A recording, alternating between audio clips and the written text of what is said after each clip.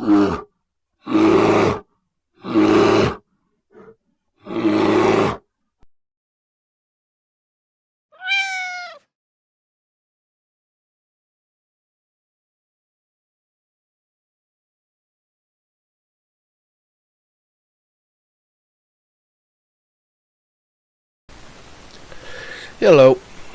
it's me again. Paul from New Mexico Rants with Royal Resistance, the Angry Bear. I want to talk about unity today.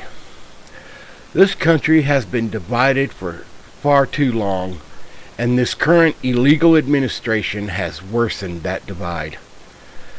This regime has caused such severe divide that there are literal murders in the streets because of simple disagreements. It is MAGA versus Republicans versus Democrats and so forth. Now, today I am not speaking to you as any member of any political party. I am speaking as a typical United States citizen. We all need to quit this us versus them crap and come together against our real enemy, which is this illegal administration. Yes, this administration is completely illegal.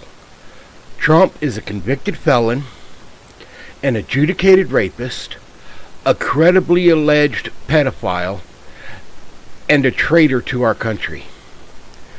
Because of all of these, he was not eligible to be elected president, let alone even run for any office. It takes a vote of 3/4 of Congress to allow him to run, and that vote never happened. Therefore, we all need to unite, all of us, no matter what party you stand with, to force Congress to not just impeach, but to convict, remove, and incarcerate this pretender. As an illegitimate president, every appointment, nomination, and order he has and will give are illegal. I doubt that the hardcore MAGA people will go for this, because they've been bootlicking him for so long that it's now ingrained into them. But we must unite as many Republicans, Democrats, Independents, and all of the other minor party members into one. People like claiming there is a uniparty system and being uniparty is bad. There is no uniparty, though personally I believe there really should be. That means all are united in one goal, and that goal should be to reunite this country and make it advantageous for all, no matter who you are or what kind of financial situation. We must be united against the pedophiles and those that protect them.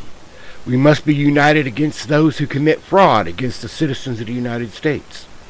We must be united against the elite rich who believe they can buy their way out of trouble. We must be united against illegal wars that accomplish nothing. We must be united against an individual who threatens complete annihilation of a sovereign, independent country. We must be united against the kidnapping of innocent people off of the streets. The laws must apply to all, not just the 99% of us who barely have a pot to piss in. Nobody is above the law, and we must be united to make sure everyone is subject to that law, no matter who it is. That includes the president, congresspeople, even the judges of the United States Supreme Court. Any and all people who break the law should be held accountable and subject to a fair trial.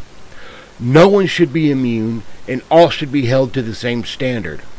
If the president drops a gum wrapper on the sidewalk, he must be cited for littering without a way to buy his way out of it. We all must be united to force our representatives and congresspeople to uphold the law for all citizens and remind them that they work for us and they do not rule us as many seem to think they do. Remember, we put them into office to serve us. They are not rulers, but servants, hence the term public servant.